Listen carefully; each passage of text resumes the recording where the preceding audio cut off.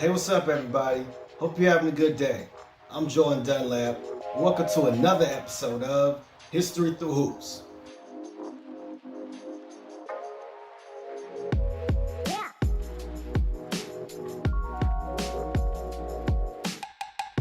Now, if you missed the last episode of History Through Hoops, the link is in the description down below.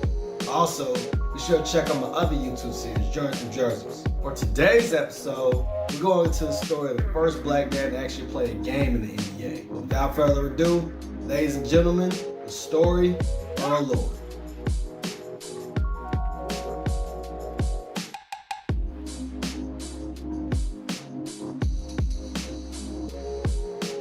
Earl Francis Lloyd was born on April 3rd, 1928 in Alexandria, Virginia. He attended the segregated Parker Gray High School, where he played basketball, baseball, and football.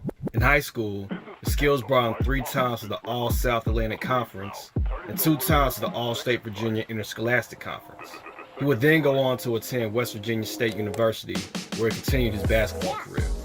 Because of his size and skills in defense, he was given the nickname Moon Fixer. During his senior year, he averaged 14 points and 8 rebounds per game.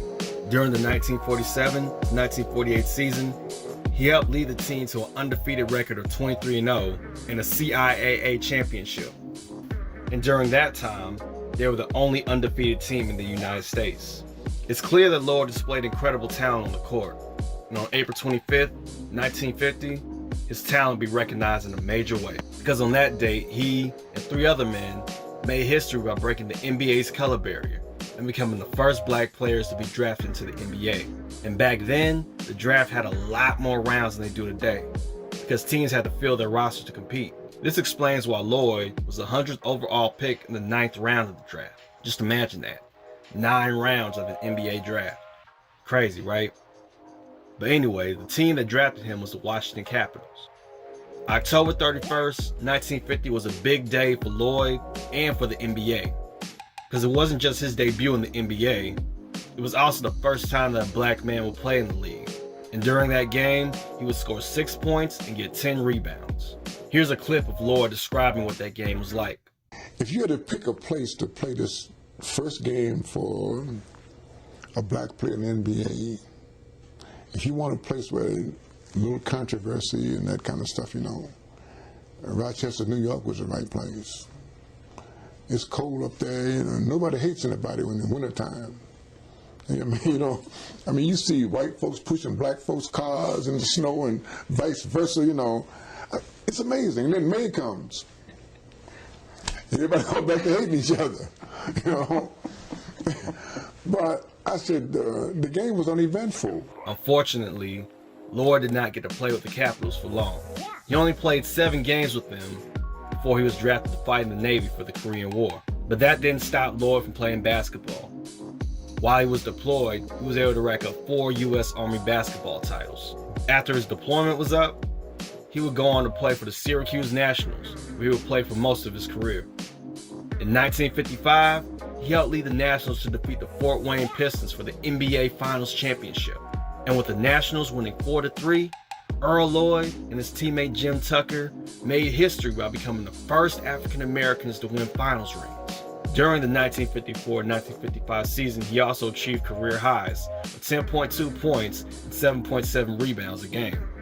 He would play with the Nationals for 6 seasons before leaving to finish out his career with the Detroit Pistons. By the time his career in the NBA ended, he averaged 4,682 points, 3,609 rebounds, and 810 assists.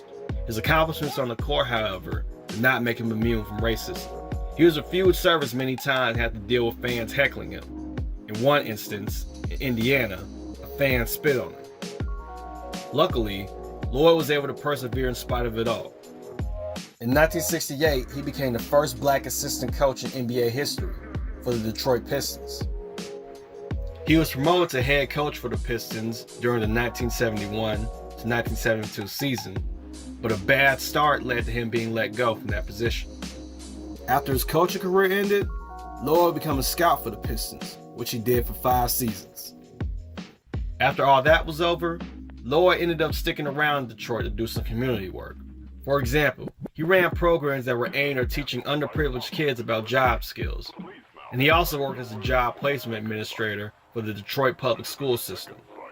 Another thing he did in Detroit was serve as the community relations director for the Bing Group, which was a Detroit manufacturing company. Lloyd received several honors for his basketball career.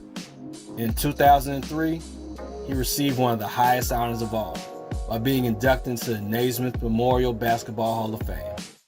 And this is special, because out of the 4 players that were drafted on that historic night in 1950, Lloyd was the only one to receive this honor while he was still alive. But to Lloyd, one of the biggest honors was having the basketball court at Alexandria High School being named after him in 2007. The high school that he wouldn't have been able to attend because of segregation back then. On February 26, 2015, Earl Lloyd passed away.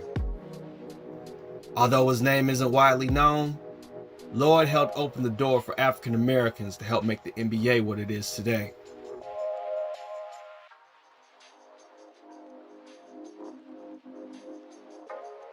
The Syracuse Nationals are now the Philadelphia 76ers. Lloyd was the 3rd African American head coach in NBA history. When Lloyd was drafted into the Army, the Capitals promised to keep his contract on hold, but unfortunately, the team folded while Lloyd was deployed.